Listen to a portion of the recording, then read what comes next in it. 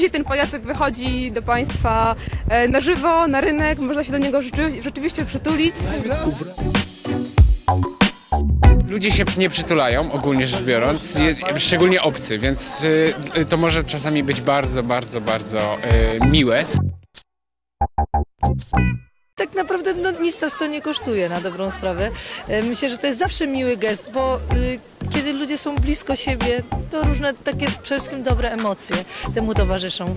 No, można sobie po prostu poprawić humor. Zimno, więc takie przytulenie się do kogoś to jest bardzo przydatne dzisiaj przy takim mrozie.